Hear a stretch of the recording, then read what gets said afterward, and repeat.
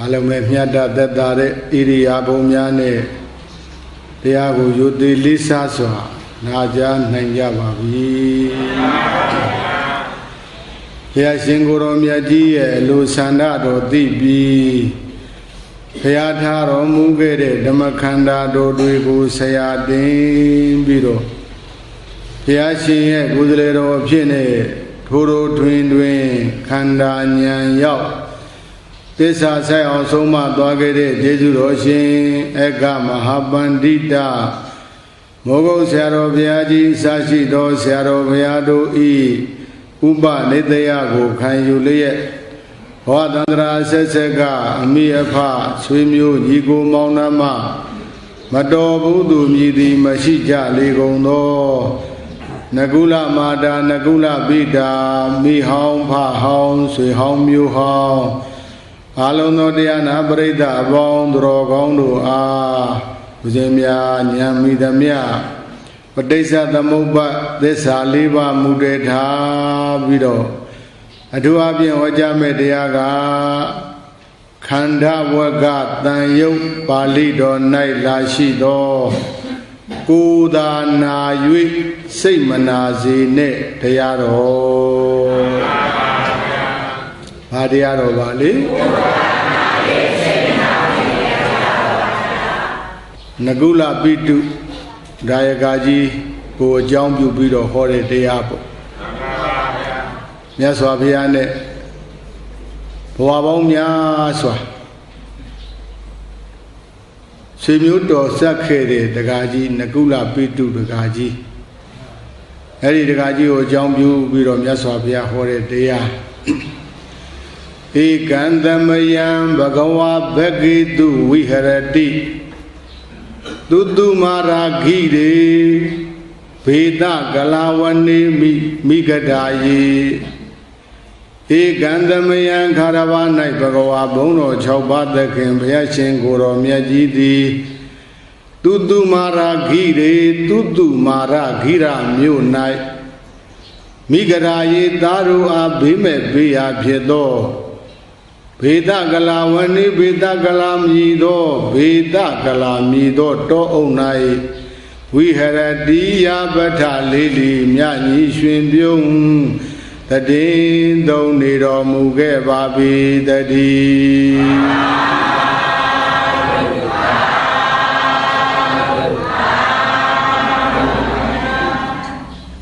ခါရဝဘုရားရှင်ကိုယ်တော်မြတ်ကြီးဘက်ကတိုင်းနဲ့ဗာတိုင်းနဲ့ဘက်ကတိုင်းနဲ့မှာမြို့ဟာသူတုမာရဂိရမြို့ပါဠိလိုခေါ်ရတာနည်းနည်းတော့ခက်တာပါသူတုမာရဂိရမြို့ဘာမြို့လဲတော်တော်မှတာခက်ပုံရပါတယ်သူတုမာရဂိရမြို့အဲ့ဒီသူတုမာရဂိရမြို့နဲ့မလန်မကန်တောအုပ်ကြီးတစ်ခုရှိမှန်ပါပါဗျာအဲ့ဒီတောအုပ်ကြီးကသာသမင်တွေကိုဘေးမဲ့ပေးထားတဲ့ဘေးမဲ့တောကြီးပေါ့မှန်ပါပါဗျာဘာတောကြီးလဲဘေးမဲ့တောပါဗျာအဲ့ဒီတောကြီးရဲ့အမည်ကဘေဒကလာအမည်ရတဲ့တောအုပ်ကြီးမှန်ပါပါဗျာဘာတောအုပ်လဲဘေဒကလာများတို့ကလားစကားပြောသလိုဖြစ်ကုန်နေတူတယ်နော်တိုင်းရဘက်ကတိုင်းမြို့ကသူတုမာရဂိရမြို့အဲ့ဒီမြို့နဲ့မလန်မကမ်းမှာတောအုပ်ကြီးသာသမီလေးဘေးမဲ့ပေးထားတဲ့ဘေးမဲ့တော်ကြီးအဲ့ဒီတော်ကြီးရဲ့နာမည်က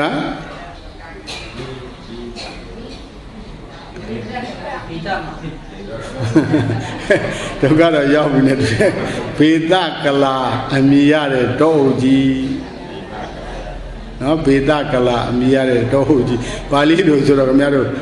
မှတ်နိုင်သလောက်မှတ်ပေါ့ဗျာဟုတ်လားဒါတွေကသိတော့ရေးမကြည့်ပါဘူးအဲ့တော့အဲ့ဒီတောအုပ်ကြီးမှာမြတ်စွာဘုရားကတရင်သုံးပြီးတော့နေအဲ့လိုနေတဲ့အချိန်ခါမှာအဖိုးကြီးတယောက်အသက်90ကျော်100လောက်ရှိမယ်တော်တော်ကြီးနေပြီပေါ့မှန်ပါဗျာဆန်နေပြူသွားတွေကြိုခါတွေကိုင်နာတွေထိုင်မဲ့ပြူမဲမဲတွေဆွဲလို့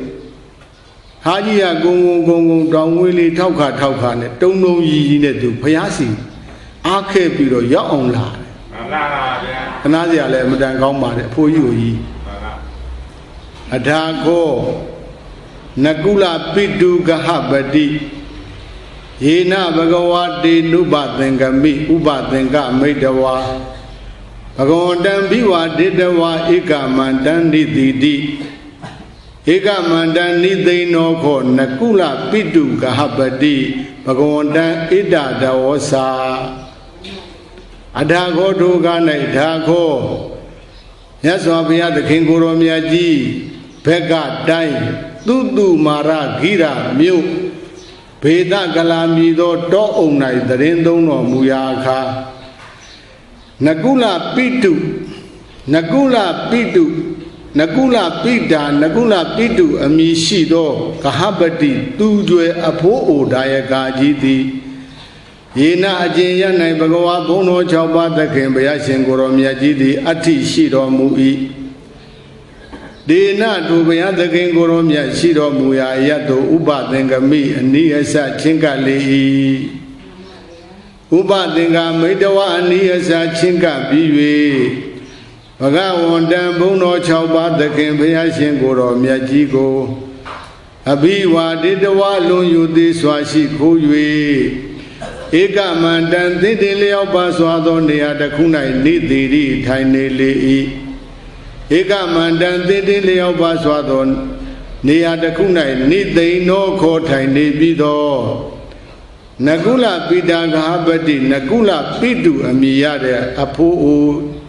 Tujue Dayagajidi, Pagawon Dambono Chauba, the Cambayasan Goromia Jigo, Edan Wasana, Eleo Sula Tampeto Zagago. Awaza Kaunzwa Madui Layauta Shali do Daddy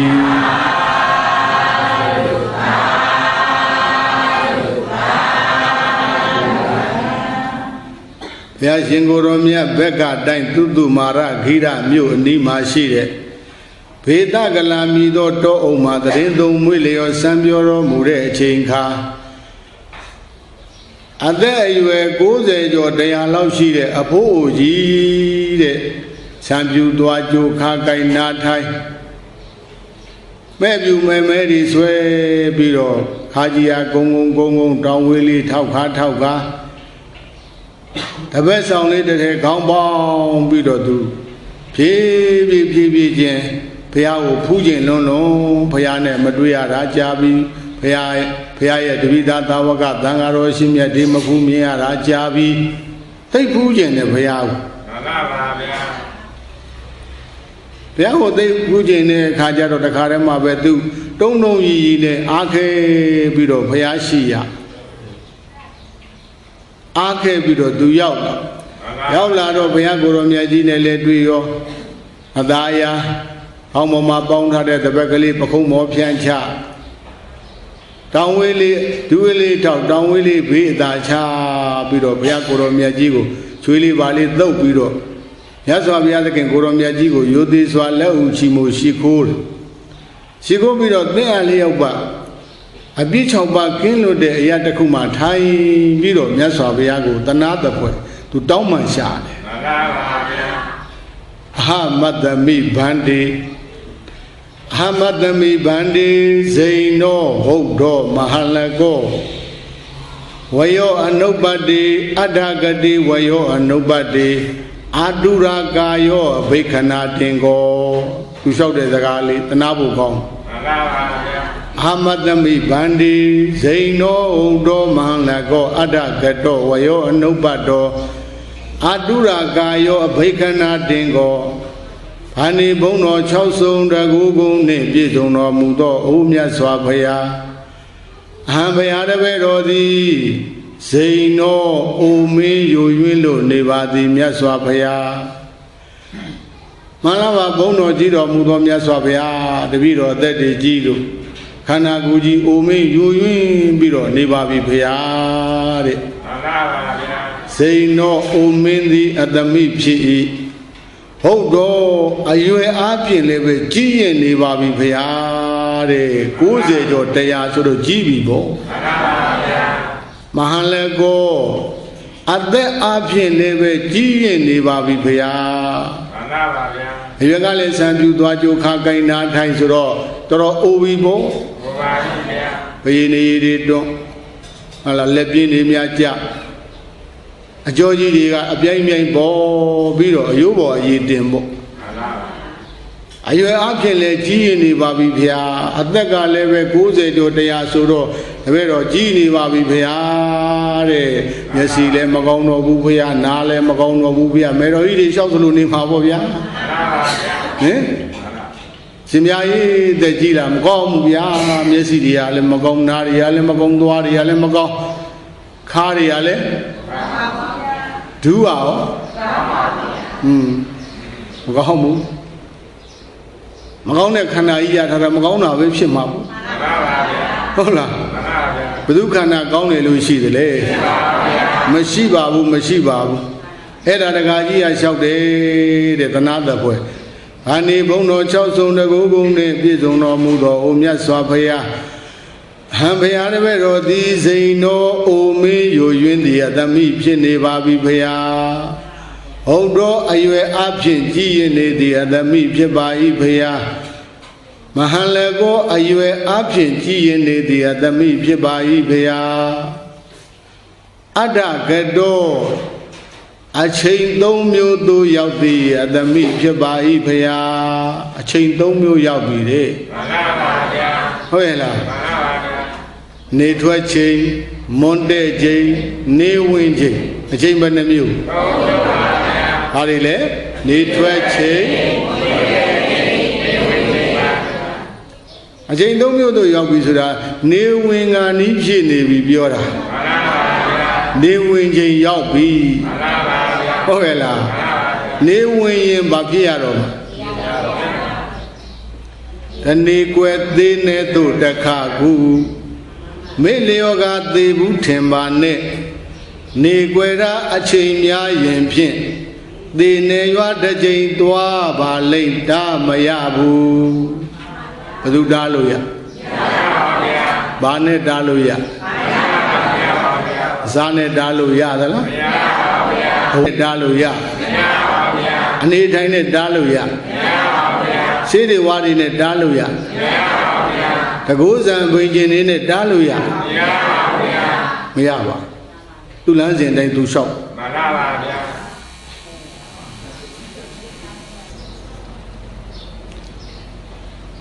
သေခြင်းတရားကိုဘာနဲ့တားလို့ရလဲမရပါဘူးအစာနဲ့တားလို့လေမရပါဘူးဗျာ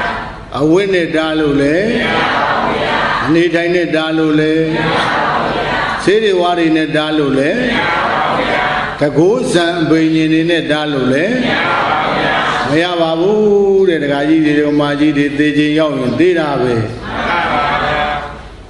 အဲ့ဒါနေဝင်မှာများလို့ရှိရင်နောက်ဆုံးသေမင်းနိုင်ငံသို့လိုက်ရတာပဲတဲ့တဏီကွယ်သေးနေသို့တခါကူမေလျောကသေဘူးထင်ပါနဲ့ပုထုဇဉ်တရားဝါတွေကသေဖို့မေ့မေ့နေကြတာလေမှန်ပါပါဗျာကိုသေမဲကိုမထင်ဘူးသေမှသာသေရောပဲမှန်ပါပါဗျာဟုတ်ရဲ့လားမှန်ပါပါဗျာသေဖို့ကိုမမေ့ပါနဲ့တဲ့အမြဲတမ်းနှလုံးသွင်းပါဘုရားတို့ကျေးဇူးတော်ရှင်မဟုတ်ဘူးဆရာတော်ဘုရားကြီးကလည်းလေးလေးနက်နက်မိန့်တော်လိုက်တာငါသည်ဘုရားသေးရမယ်အချိန်ပိုင်းကလူတော့အသေးမဥခင်ဉာဏ်ဥအောင်အထုတ်ပါတော်မူဟုတ်ရဲ့လားအေးဘယ်နေ့ဘယ်ရက်ဘယ်အချိန်ကသေမင်းကလာခေါ်မယ်ဆိုတာလဲအချိန်ချက်ပြုထားတာဘယ်သူမှမရှိဘူးရှိပါဘူးဗျာဟုတ်လားသေခြင်းဟာအမတန်နိကပ်ပါတယ်တဲ့ရှိုက်စိတ်ကလေးရှိုက်ပြီးလို့ထုတ်စိတ်ကလေးပြန်မလာရင်ဒီလူပါဖြစ်သိပါပါဗျာအမတန်နိကပ်တယ်ဒီဘဝအတွက်ဒီတစိမ့်ပဲအသက်ရှင်ဒီဘဝအတွက်ဒီတစိမ့်ပဲအသက်ရှင်တာသိနိကပ်ပါအဲ့ဒါကိုဒကာကြီးတွေကမာကြီးတွေသူတော်ကောင်းလို့အားထုတ်ဖို့နေရွှေညရွှေနဲ့ဆိုရင်အသေးဥသွားရင်မခက်ပေဘူးလားဗျာအဲကြောင့်တဏီကွယ်သေးနေသို့တခါကူမေလျောကသေးဘူးထင်ပါနဲ့ နေကွယ်ရာအချိန်များရင်ဖြင့်တနေ့ကွယ်လိုက်သေဖို့တည်းရနီးသွားလိုက်တနေ့ကွယ်လိုက်သေဖို့တည်းရနီးသွားလိုက်နောက်တနေ့ကွယ်လိုက်သေဖို့တည်းရနီးသွားပါအဲ့ဒါပြောနေတာတကဟိတွေဓမ္မကြီးတွေတပြေးပြေးနဲ့နေကြီးတွေထွက်လာတာဝင်ဖို့ထွက်လာနေထွက်လာတာဘာလို့ဖို့ထွက်ဟေးတတ္တဝါတွေမွေးပွားလာတာဘာဖြစ်လို့ဘာဖြစ်ဖို့မွေးပွားလာဖြစ်လာတဲ့သဘောတရားဟာပြည့်ချင်းမှလမ်းဆုံးရမှာပဲဟုတ်ဟဲ့လားဒါလေးတွေသတိရဖို့သိလူတာဗောတခါကြီးတွေဓမ္မကြီးတွေမိမိတို့သိတတ်တဲ့ခန္ဓာကြီးရထားတာမတိမခိုင်မြဲတဲ့ခန္ဓာကြီးရထားတာသိခြင်းတရားအမြဲတမ်းနှလုံးသွင်းဖို့သိကောင်းတာမှန်ပါပါဗျာအဲ့ဒါလိုသိခြင်းတရားများများနှလုံးသွင်းလို့ရှိရင်တခါကြီးတွေဟောဒီလောကကြီးထဲမှာပြိုခြင်းပါခြင်းမောခြင်းပွားခြင်းမောခြင်းကြွားခြင်းနဲ့စိတ်တရားယွန်းနေပြီးတော့သူတော်ကောင်းလှုပ်ဖက်ကိုစိတ်လဲလာတာပေါ့ဗျာတဏီကွယ်သေးနေသူတခါကူမေလျောကသေးဘူးထင်ပါနဲ့နေကွယ်ရာအချိန်များရင်ဖြင့်သေနေရွာတစ်ချိန်သွားပါလေဥကွယ်တာမရဘူးတားလို့ရပါမရပါဘူးဗျာဘာနဲ့မှတားလို့မရဘူးဘုံတော်နန္ဒကံတော်နန္ဒညာတော်နန္ဒတကူတော်နန္ဒတို့နဲ့ပြည့်စုံတော်မူတဲ့သုံးလောကထွဋ္ဌာရှင်တော်မြတ်ဘုရားတော်မှသေမင်းကိုအန်တုလို့မရနိုင်တဲ့အတွက်ကုသီနာယုံရကုံသာမောအင်းကြီးတော်ကြီးတဲ့မှာ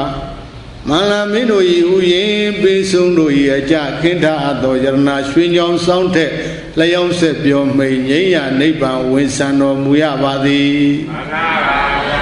ဘုရားမလို့ပြိဋိဘံဆံနေပြောတာဗမာလိုရှင်းရှင်းပြောသေးတာပဲမှန်ပါပါဟုတ်လားမှန်ပါပါဒီအလုံးသောတတ္တဝါတွေမွေးပွားလာတာဘာလို့ဖို့မွေးပွားလာနေကြီးထွက်လာတာဘာလို့ဖို့ထွက်လာတယ်သေဖို့မဟုတ်ဝင်ဖို့နေကြတော့သေတာပဲဟုတ်လိမ့်မလို့နေကြတော့ဝင်ဖို့ထွက်လာတာဖြစ်လာတဲ့တရားသင်္ခါရတရားဟာဘာဖြစ်လို့ဖြစ်လဲပြည့်ဖို့ဖြစ်လာတာသဗ္ဗေသင်္ခါရအနိစ္စဟုတ်တယ်မဟုတ်လားအဲ့ဒါတဏှာသဘွေတဲ့အတ္တကတော်တဲ့ဘုရားတပည့်တော်အချိန်၃မျိုးသို့ရောက်နေပါပြီဘုရားနေထွက်ချိန်လည်းမဟုတ်တော့ပါဘူးနေထွက်ချိန်လည်းလွန်ခဲ့ပါပြီမွန်းတဲ့ချိန်လည်းလွန်ခဲ့ပါပြီနေဝင်ချိန်ရောက်ပြီးတော့နေပါပြီမြတ်စွာဘုရားဝယောအနုပ္ပတောတဲ့နောက်ဆုံးအရွယ်သို့ရောက်နေပါပြီမြတ်စွာဘုရားပထမအရွယ်ဒုတိယအရွယ်တတိယအရွယ်ဘယ်နှပါသူတော်ကောင်းတို့လက်ထက်85နှစ်ဆိုတော့အရွယ်3ပါးကိုအရွယ်3ပါးနဲ့ပိုင်းလိုက်ရင်တစ်ပိုင်းမှာအသက်ဘယ်လောက်ရှိ25နှစ်ရှိတာပေါ့သူတော်ကောင်းတို့လည်းကိုယ့်အသက်ကိုပြန်တွက်ကြည့်ပထမအရွယ်လားဒုတိယအရွယ်လားတတိယအရွယ်လားဒီတဲ့တရားနာတာ60ကျော်80ဒီဆိုတော့တတိယတော်မှပဲအစွန်ရောက်နေပြီ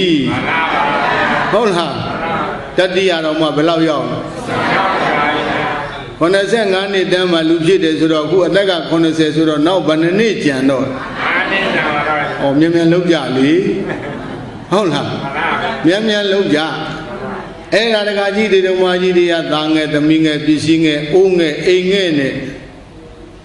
အမြဲတဲ့တရားတွေပြန်ပြီးငဲနေလို့ရှိရင်ကိုယ့်အတွက်နစ်နာလိမ့်မယ်ဟုတ်လားအဲ့ဒါကိုမြတ်စွာဘုရားကိုရှောက်နေတဲ့ဗန္ဒီဘုံတော်6ဆုံးတကူကုန်းနဲ့ပြည့်စုံတော်မူသောအိုမြတ်စွာဘုရားအဘုရားတပည့်တော်သည်ဇိန်တော်အိုမင်းသည်အသမိဖြစ်နေပါပြီဘုရားဟုတ်တော်အရွယ်အပြင်ကြည်ရင်သည်အသမိဖြစ်နေပါပြီဘုရားမဟာလကောအရွယ်အပြင်မဟာလကောအသက်အပြင်ကြည်ရင်နေသည်အသမိဖြစ်ပါ၏ဘုရားအတ္တကတော်အချိန်၃မျိုးသို့ရောက်သည်အသမိဖြစ်နေပါ၏ဘုရားဝယောအနုပ္ပတောနောက်ဆုံးအရွယ်သို့ဝတတိယအရွယ်သို့ရောက်နေသည်အသမိဖြစ်ပါ၏ဘုရားအတုရကာယောနာကျင်ကြိုက်ခဲသောကိုရှိသည်အသမိဖြစ်ပါ၏ဘုရားတပည့်တော်ခန္ဓာကြီးအမြဲနာကျင်ကြိုက်ခဲလို့နေပါတယ်မြတ်စွာဘုရားတဲ့တပည့်တော်တနေ့မှကိုယ်လည်းမချမ်းသာဘူးစိတ်လည်းမချမ်းသာဘူးဘုရားတဲ့ယောဂဗျာတွေကလည်းပြီးစည်းနှိမ့်ဆက်မှန်ပါပါဗျာအတုရာကာယောအမျက်နာကျင်သောကိုရှိသည်အသမိဖြစ်နေပါပြီဗျာအဘိဓကနာတင်ကော Alone, a Miamabian Nation Ado, Anayoga City at the Mipiniva Ivaya. Yoga, the Mu Webia, who yoga, who are the Mutual idea, the Mutual like Kanaguji, the Golunga, Najin Kaike, Bido, Niva de Pia, the Bido, what he Kanaji, Ya Bido, Pemasi and Ivare Kule Machana, Sigle Machana, Piniva, Yaswa Paya. Having shout to Yasavia, how can you be?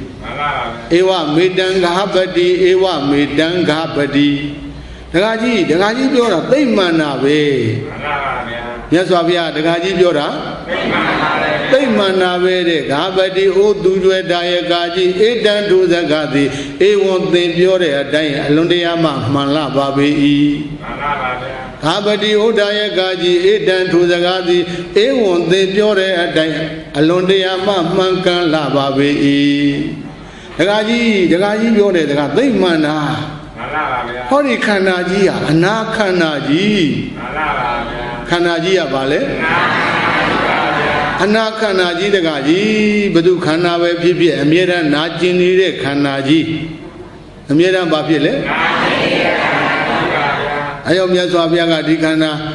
a Jonima Holaita, who dolly them a Ganda, do Roga, do Danla, do Agado, Abada, do Ne Holaita. Kanda dore Tumi and I imagine Dula Babi Roga do Yoga room Yoga Gaji Pibabi. However, Gaide Gamaide Kanajia Tumi and I imagine Dure. I imagine Yajile Balalo, Duebo people did the Shushuja. How the Mahala? Hori Kanadi Udo Anaji Aleve, Dwaya Gubo Gatakarama, Madriziari, Twiziari, Amir and Yuja.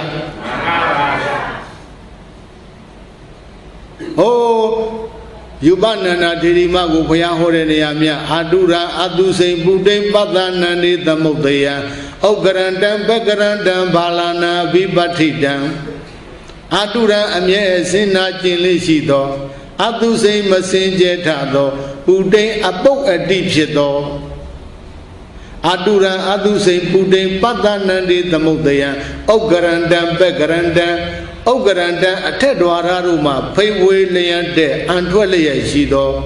Begaranda, Outwararuma, you see Jasin Lea Shido.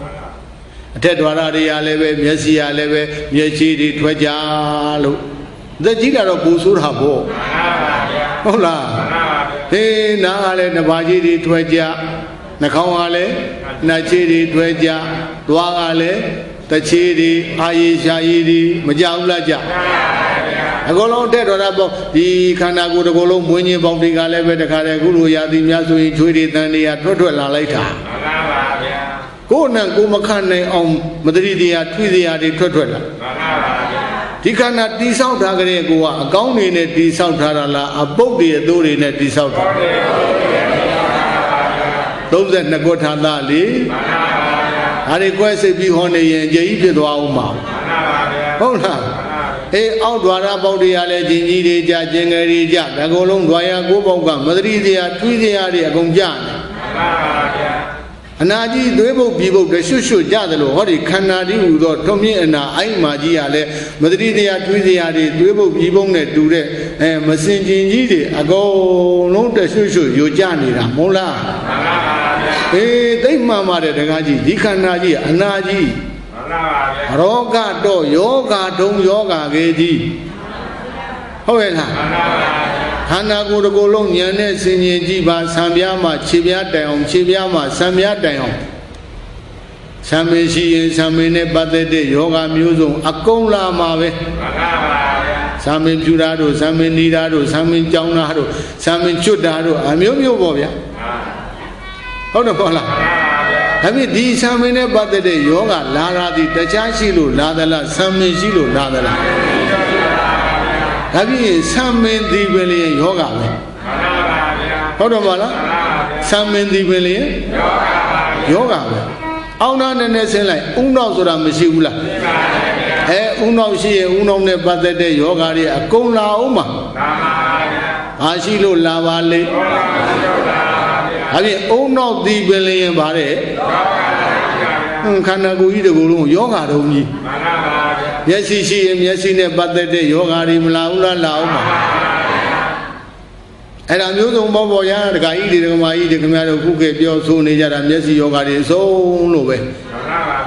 စက္ခုမျက်စိသည်ယတိအဘဝိတအကယ်၍မရှိသည်ဖြင့်စက္ခုရောကိုမျက်စိယောဂသည်ကုတောအထေယဘယ်မှာဖြစ်နိုင်ကြရှိပါတော့အနိမျက်စိသာမရှိဘူးဆိုရင်မျက်စိနဲ့ပတ်သက်တဲ့ယောဂဖြစ်ဖို့အသာထ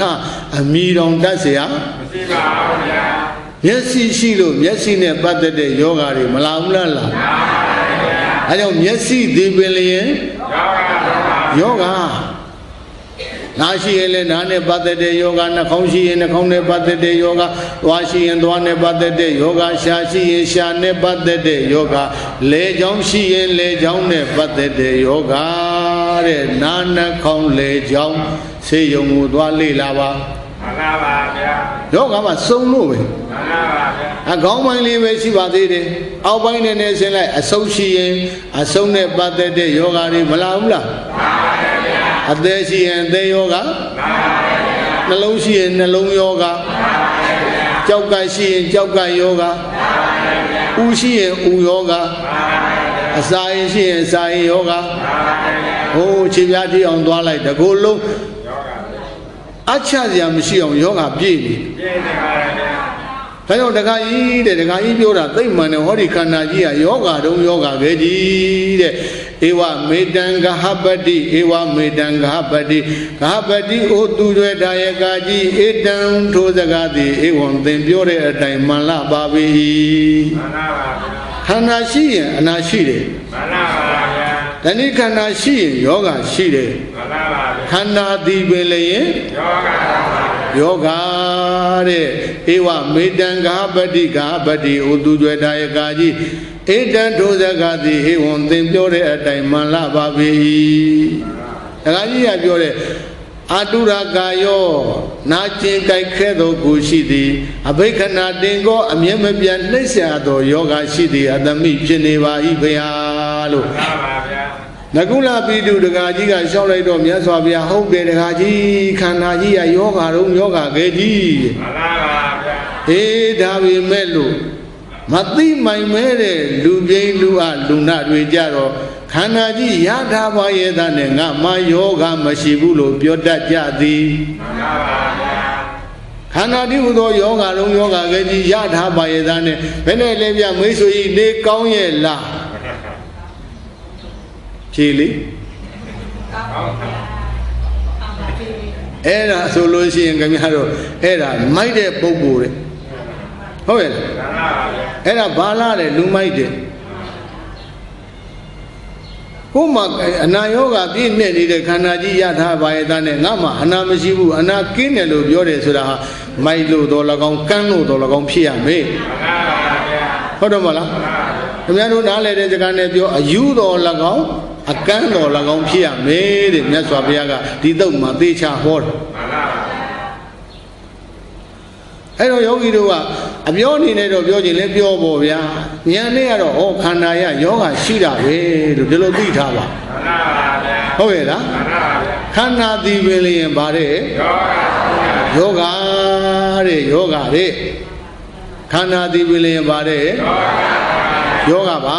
တဲ့အနာကြီးပါဒကာကြီးတနာဖို့လဲကောင်းပါတယ်တဲ့မြတ်စွာဘုရားတန်ဖူးမြင်ခြင်းလုံးတော့ဒုံဒုံကြီးနဲ့ဘုရားထံမောက်ရောက်အောင်သူလာတယ်မှန်ပါဗျာဘုရားဓမ္မရောက်တဲ့အခါကျတော့မှသင်္ဟာလျောက်ပါကောင်းမြတ်တဲ့အရတကူမှာဝါအပြစ်6ပါးကင်းလို့တဲ့နေရာလေးတကူမှာဒူလေးအသာထောက်တောင်ဝေးလေးအသာချဟောင်းပေါင်းလာတဲ့တပတ်ကလေးဖြေလျော့ပြီးတကားလားချွေးလေးပါလေးများတုပ်ပြီးတော့ဘုရားကိုယိုသေးစွာလက်ဟုချီမှုရှိခိုးမှန်လားပါဘုရားတပည့်တော်အပြင်အုံမင်းမစွမ်းဖြစ်နေပါပြီဘုရားမြတ်စွာဘုရားကိုဖူးမြင်ဖို့ရလည်းပဲအလွန်တရာမှဝေးကွာတဲ့ပုဂ္ဂိုလ်ဖြစ်နေပါပြီဘုရားဘုရားဤတပိသသာဝကတွေဖူးမြင်ဖို့ရလည်းတပိတော်တဲ့အိမ်မတန်းမှအလံဝေးကွာနေပါပြီဘုရားတပိတော်ခန္ဓာကြီးကလည်းအိုမင်းယိုယွင်းလို့နေပါပြီမြတ်စွာဘုရားတဲ့ဘာနေဘုံတော်၆ဆုံတကူဘုံနေပြည့်စုံတော်မူသောမြတ်စွာဘုရားဟံဘုရားတပည့်တော်သည်ဇိန်တော်အိုမင်းသည်အတ္တမိဖြစ်နေပါ၏ Zaino Hodo Ayu Apian G in the Adami Pineva Iman Lego at the Apian G and Bido Nedi and the Mi Pibai Adagado a chain do mu do out the Adami Pineva Ibea. Why on no bado Tadia Ayu do young lady, what Ayu do mu do young lady at the Mi Pibai Ibea. Adura Gayo Najin Gaikedo Gushi the Adami Pineva Ibea. Abekana Dingo, Amiabian Nesa Ado Yoga, with a Nashidi, Adami Pineva Ibea. Shautaro Miaswabiaga, Iwa Midang Habadi, Iwa Midang Habadi, Habadi Utu Dayagaji, Edan to Timbore Zagadi, Iwan Timbore, Daimala Babi. Habadi Udu Dayagaji, Edan to Zagadi, Iwan Timbore, Daimala Babi.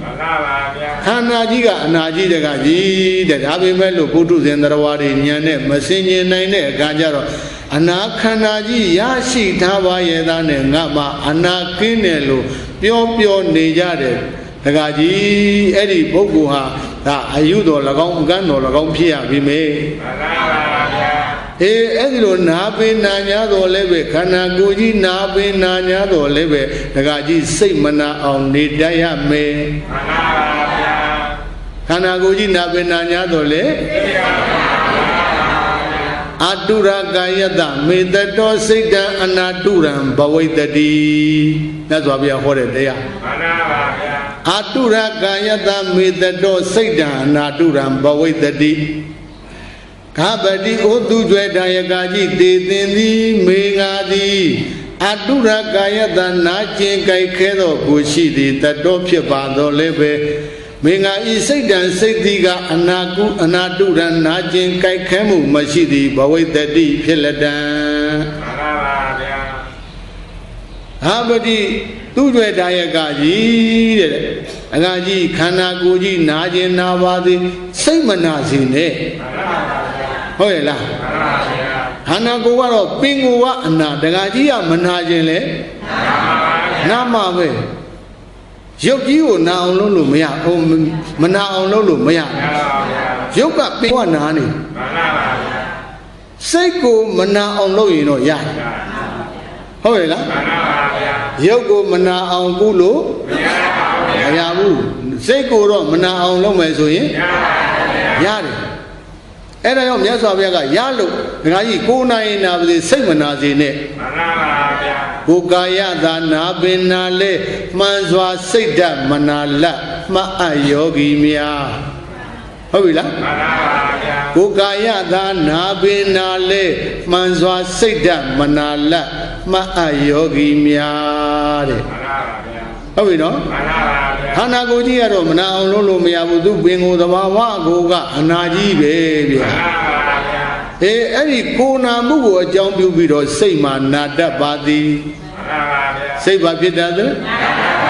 Not that. Any say Nada Yogi do Ninali. Kuna lo, Abemaja, say Naya, Abejada. Abejado and Bogudi, Banalule. Say Nalu. You know, say Nada is raw. Pelu Narale, Dona Yalu, Nadalu Narala. Mahobu, Talimayama, no? Say Sura, Loya, Tanda, Bohan, Namay, Ayam, Mashivu. Mashina, they say, Dona Yadalu Nara, Mobu, Dona Yalu, Mayam.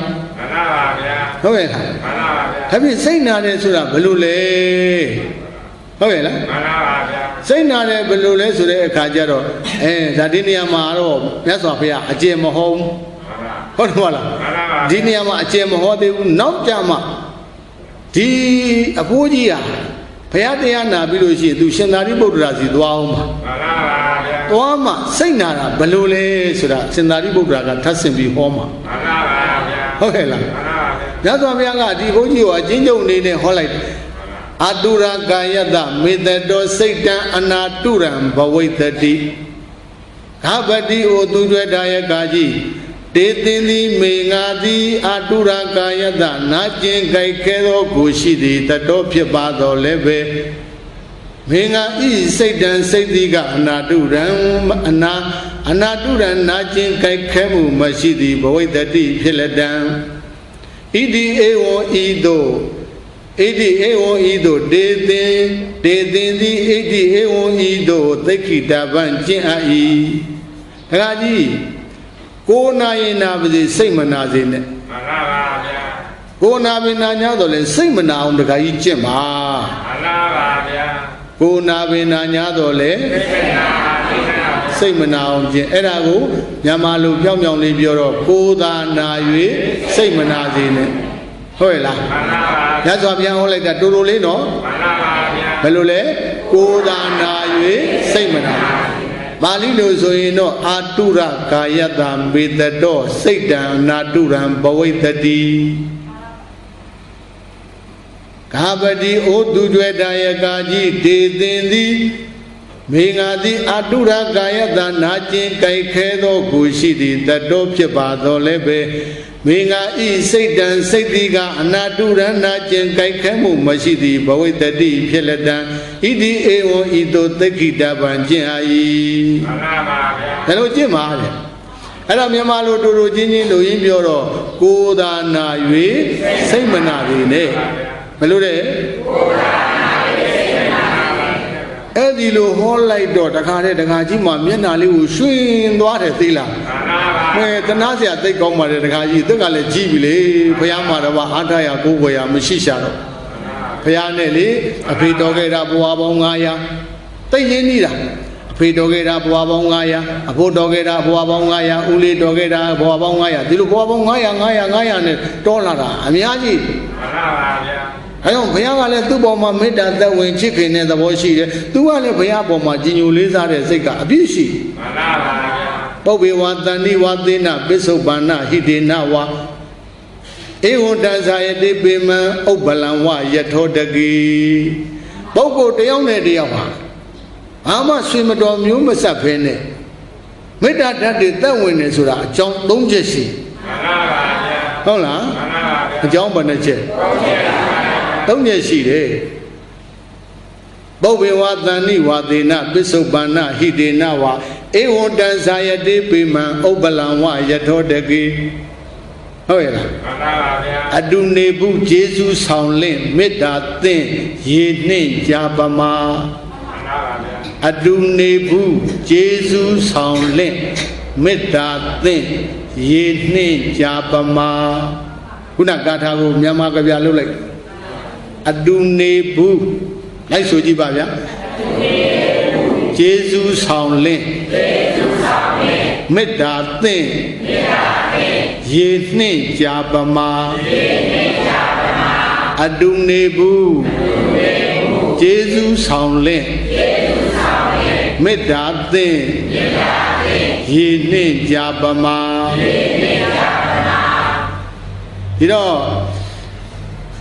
Bogo de only day up. Simadom, you must have been a deal. Me like that, Medata, that win ladder, so that John Doja see. Oh, a Didan and Rab, what he don't want. A 2 name would a John the Kushi, Shima. Oh, la. Put on that do the William, go and mix with the agent, and Pibume, on you go monoma, and Pibume, a pay and be pitching at Pibume. Simudo Saka Buddha, do nigga Buddha. Jesus Soundlin. Damamu, the Dumi that do my day of Jesus, the a young Joseph, somewhere kept Buddha,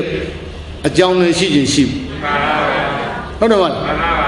They are the same Kanoma made that they added that when Gabuda, she may. Oh, yeah. I don't got you, the Majidi,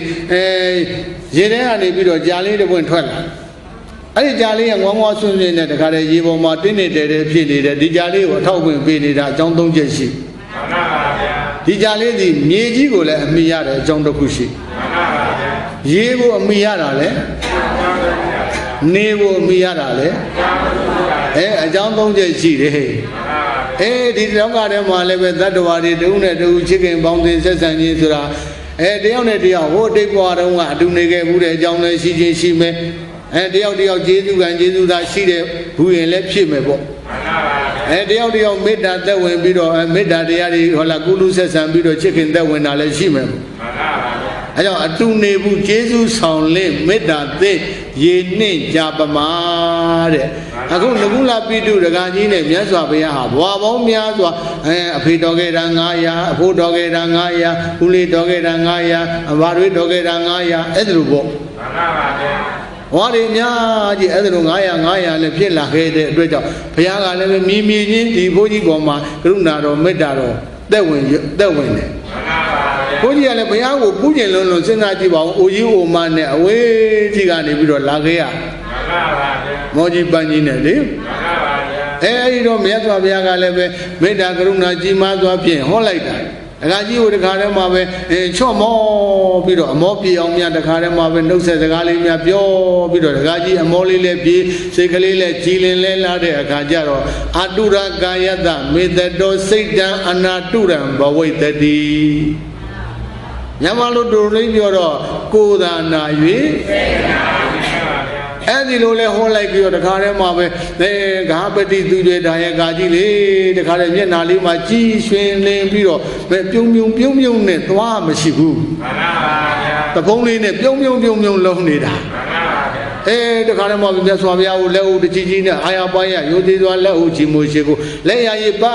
ပြီးတော့ဘုရားကိုဂျင်းချင်းကာကာဥနှိမ်ချပြီးတော့မှဘုရားကိုနှုတ်ဆက်ပြီးတော့တခါတည်းသူရှင်သာရိပုတ္တရာမထေရမြတ်ကြီးစီသွားတယ်မှန်ပါဗျာသွားတော့သူစိတ်ကူးလေးနဲ့သူပေါ့လေတောင်ဝင်းလေးထောက်ခါနဲ့ခါလေးကုန်း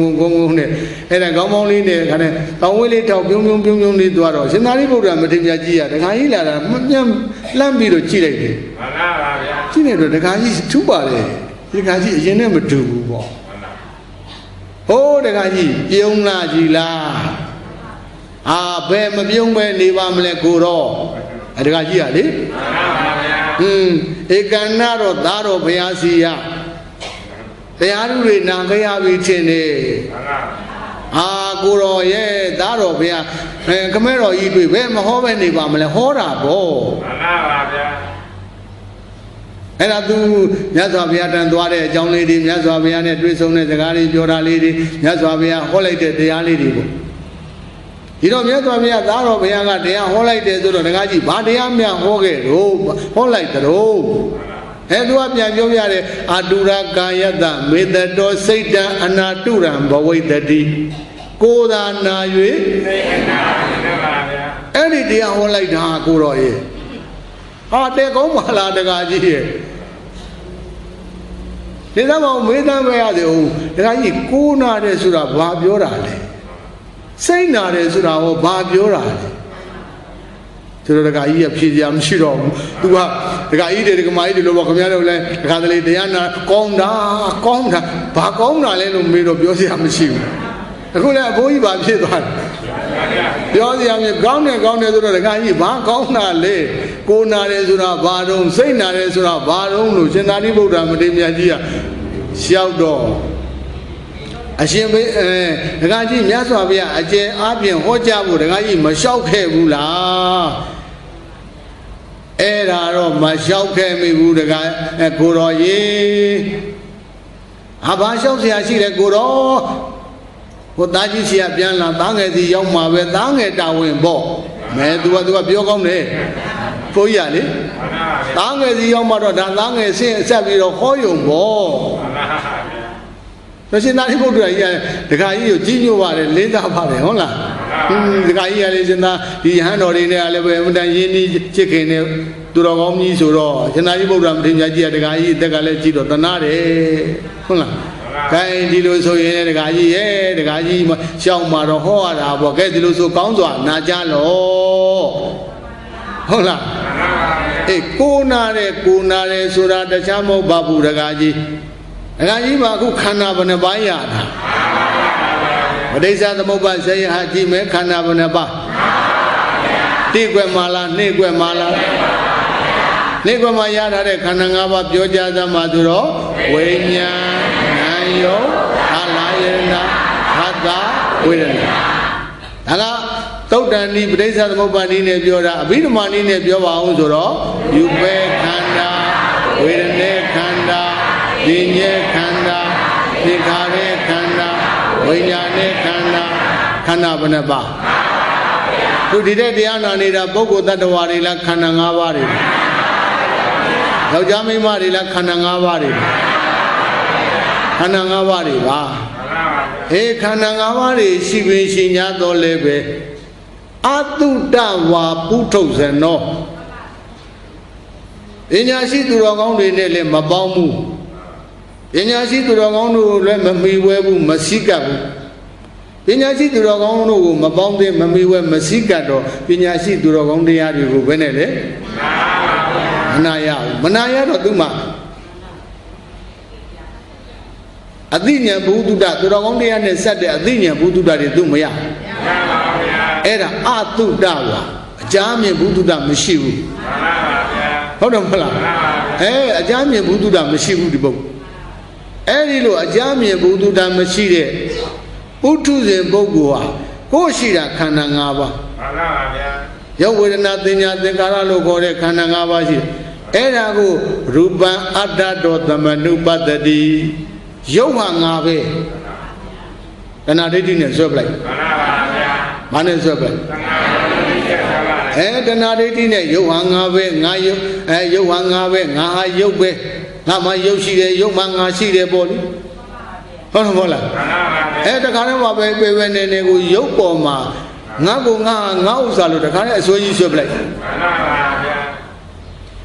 အာယုံဝတ္ထုလေးတစ်ခုသူနေတော့ကိုမစွဲဘူးကိုရင်ထဲကတဏမာနဒိဋ္ဌိတွေနဲ့မစွဲဘူးသူနေတော့ဖြစ်တာလဲကိုနဲ့ဘာမှမဆိုင်ပြည့်တော့လဲကိုနဲ့ဘာမှမဆိုင်မဟုတ်ဘူးတဲ့ကိုရင်ထဲကတဏမာနဒိဋ္ဌိတွေကဒီရုပ်ဝတ္ထုလို့ဒါငါရုပ်ပဲလို့သွားဆွဲတာမှန်ပါဗျာဒါဘာလို့သွားဆွဲတာငါရုပ်ပဲလို့သွားဆွဲတာလဲသွားဆွဲတာဟောဒီရုပ်ဆိုတာမြဲတဲ့တရားလားမမြဲတဲ့တရားမမြဲလို့ပြက်လဲပြက်ပြီဆိုဟောဒီစွဲထားတဲ့ပုဂ္ဂိုလ်သောကဖြစ်တယ်သောကဖြစ်တယ်စိတ်နာတာဟုတ်တယ်မဟုတ်လားဒုံနဲ့ရိုက်တယ်လို့နာတာမဟုတ်ဘူးနော်စိတ်ထဲမှာသောကတရားတွေဖြစ်လာတာဒီအဲ့ဒါဘာနာတာလဲစိတ်နာယုံနာမှုကိုအကြောင်းပြုပြီးတော့ယုံနာတယ်ဆိုတာယုတ်ပြက်တာယုတ်ပြက်မှုကိုအကြောင်းပြုပြီးတော့ဘာဖြစ်ဖြစ်တတ်တဲ့သဘာဝဒကာကြီးတွေဒကာမကြီးတွေတသန္တရာလုံးကိုများတော့ဖြစ်ခဲ့ဘူးဟုတ်ရဲ့မစွဲတဲ့ပုဂ္ဂိုလ်ဘာမှမဖြစ်ဘူးစွဲတဲ့ပုဂ္ဂိုလ်ကဒီရုပ်မမြဲတဲ့တရားကိုသွားစွဲတာတော့မမြဲတဲ့တရားမမြဲတဲ့သဘောပြောပြီလဲဆိုတော့စွဲတဲ့ပုဂ္ဂိုလ်မျက်ရည်ကျဟုတ်ပြီလားသောကတွေမဖြစ်ရဘူးလားစိုးရိမ်မှုတွေဖြစ်တာပေါ့ပရိဒေဝငိုကြွေးမှုတွေရောမဖြစ်ရဘူးဒုက္ခကိုယ်ဤဆင်းရဲမှုတွေရောဒေါမနတစိတ်ဆင်းရဲမှုတွေရောဥပါယတပြေးစွာပင်ပန်းမှုတွေရောဘာဖြစ်လို့ဒီတောကပရိဒေဝဒုက္ခဒေါမနတတွေဖြစ်ရတယ်လဲမေးရဟောဒီမမြဲတဲ့ရုပ်တရားကိုရုပ်တရားလို့မသိဘဲနဲ့ငါရုပ်လို့သွားဆွဲတဏမာနဒိဋ္ဌိနဲ့သွားဆွဲထားတဲ့အတွက်ဒီရုပ်ပြက်လို့တောကဖြစ်ဒါသဘာဝသိကြပါလေဟုတ်လားဒါဦးဇင်းတို့အရင်လည်းပြောခဲ့ပူပါတယ်ဟိုးအနောက်နိုင်ငံကသိမ်းပေါင်းဂရိကရာချမ်းသာတဲ့တထေးကြီးတယောက်ပျောက်သွားတယ်လို့သတင်းနဲ့ကြားစိတ်ထဲဘာများဖြစ်လဲဘာဖြစ်เสียရှိတယ်ကိုနဲ့ဘာဆိုင်တာမှတ်လို့ဟိုမှာသိမ်းပေါင်းဂရိကရာပျောက်တာဘာမှသာမဖြစ်တာတော့ကိုယ့်ပစ္စည်းအတ်တူတစ်ချောင်းပျောက်တော့ခေါင်းတော့အောင်ရှာတယ်ဗျာဟမ်ဟိုအများကြီးပျောက်တာဘာမှဖြစ်ပဲနဲ့ဒီအတ်တူကြမှာခမရဘာဖြစ်လို့ခေါင်းတော့အောင်ရှာတာလဲလို့ပြီးတော့ဒါကတပည့်တော်အခလေးဗျာဒိဋ္ဌိကပြောတယ်တပည့်တော်အခလေးတို့တပည့်တော်မတွေ့တွေ့အောင်ရှာနေရပါတယ်ဗျာဆိုတာတဏှာပြောတယ်ဟုတ်ရဲ့လားခင်လို့ရှာနေတာပေါ့အဲ့ဒီလိုပါပဲတဲ့ရူပံအတ္တတောသမနုပတ္တိရူပံယုတ်တရားကိုအတ္တတောငါဟု၍သမနုပတ္တိမှတ်သိပြီးတော့နေပါ၏မှန်ပါဗျာအဲ့ဒီလိုစွဲထားတဲ့အခါကျတော့အဲ့ဒီယုတ်တရားလေးပြတ်တဲ့အခါစွဲတဲ့ပုဂ္ဂိုလ်မှာသောကပရိဒေဝဒုက္ခဒေါမနတဥပါယတာအဲ့ဒီလို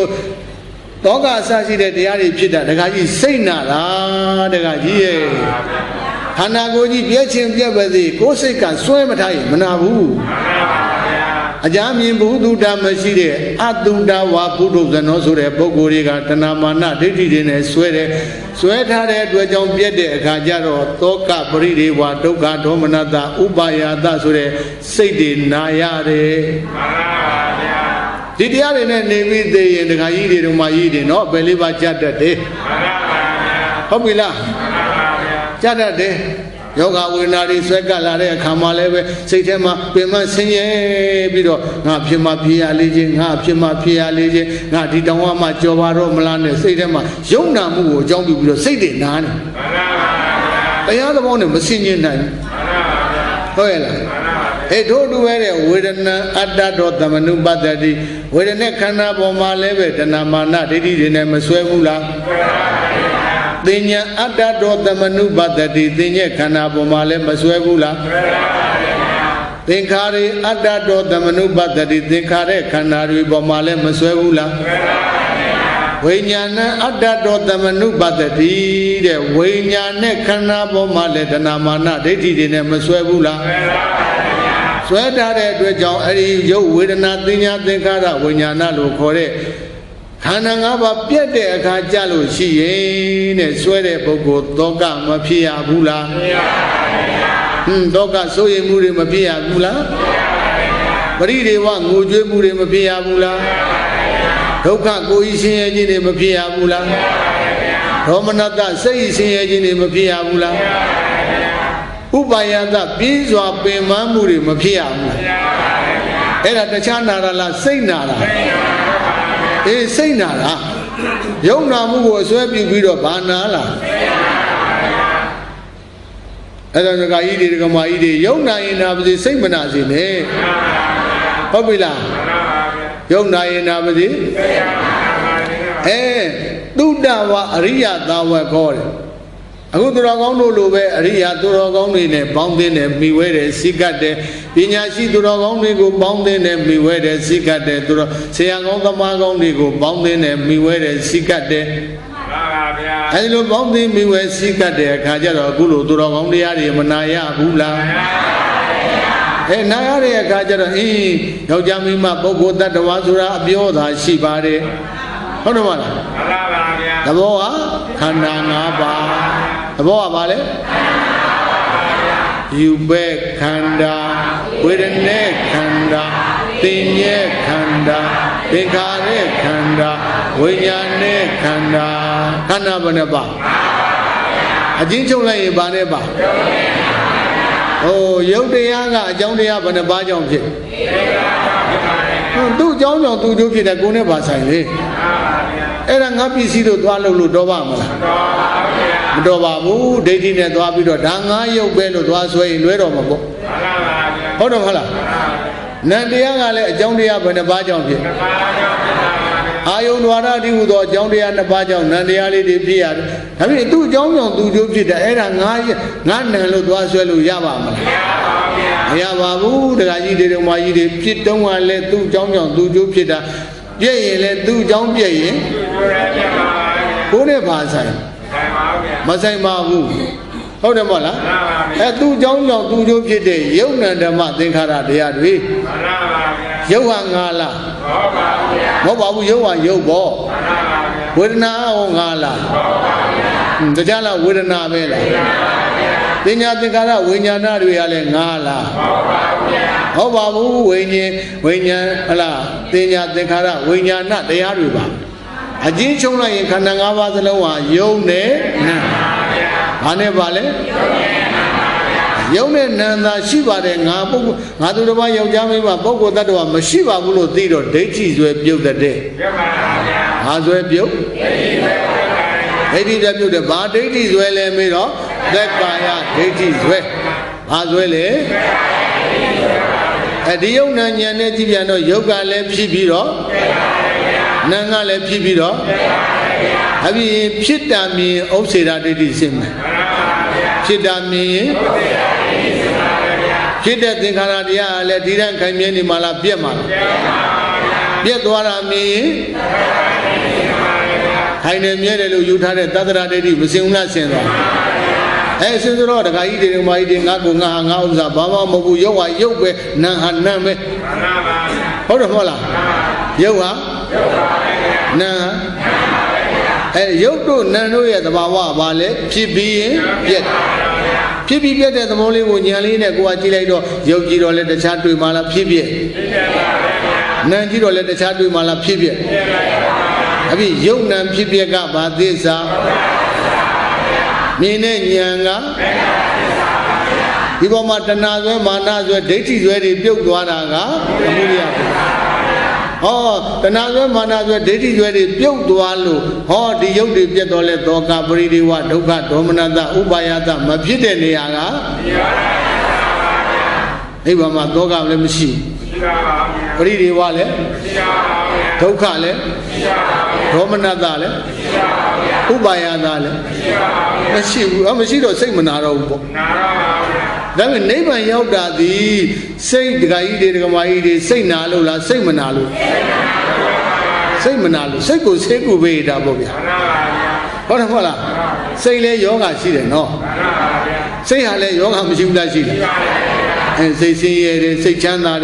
they say Nimagong, say Nikong, he did. What a one. Say Nikong, say Nimagong, Mishula, she.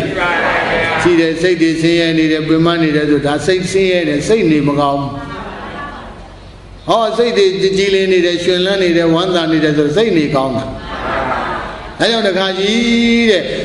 Say Nare, Sura, don't they? Yetalo, Nara, Mobabu, the guy, Danama, Yopia Mugo, Swap you with the guy, Yopama, Tanamana, dated in the guy, sweatare,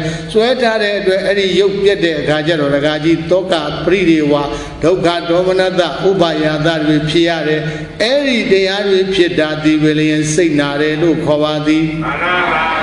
However, Anare, look, Hovale. Hey, you know where the guy Nanny lady David Nansura the guy Bama Masaimu, Eddie Bomadaga got the Namana, they didn't. Wabiro sweater solo she Eddie Nambia de Kadagaima, Toka,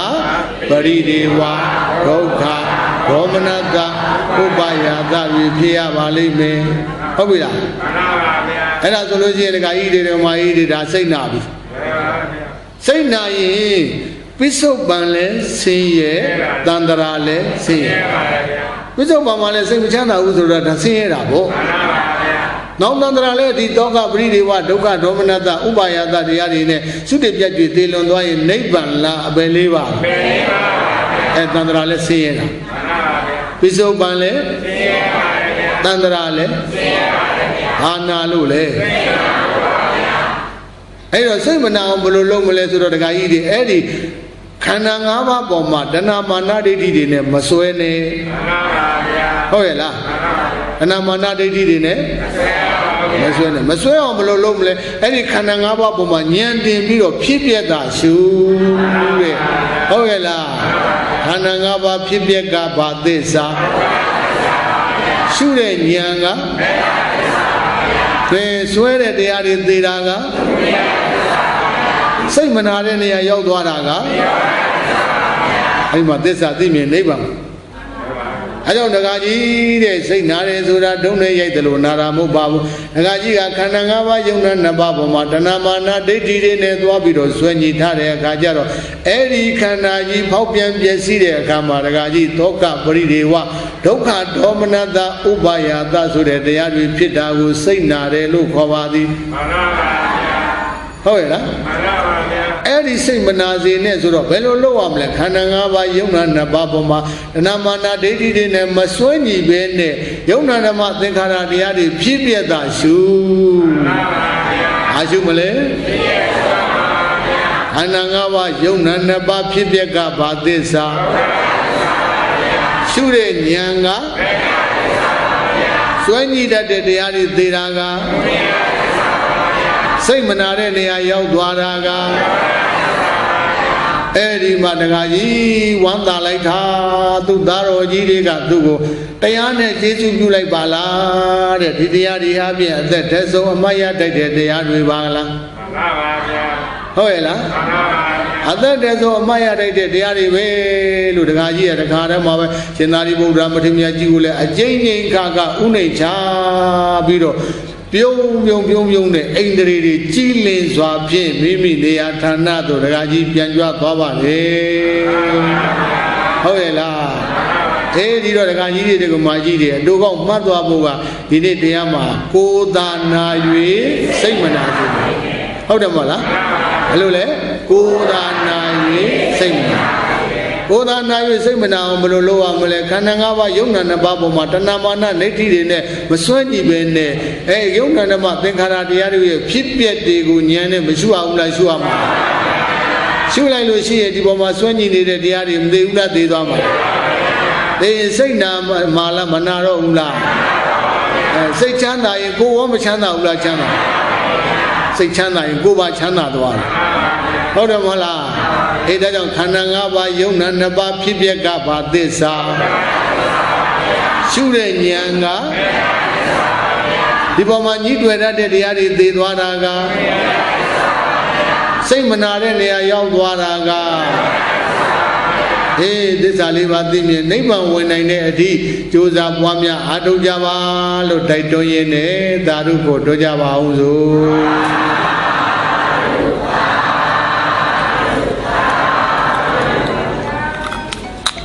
အလုံးမဲ့စိတ်နှပြချမ်းသာချမ်းသာကြပါစေ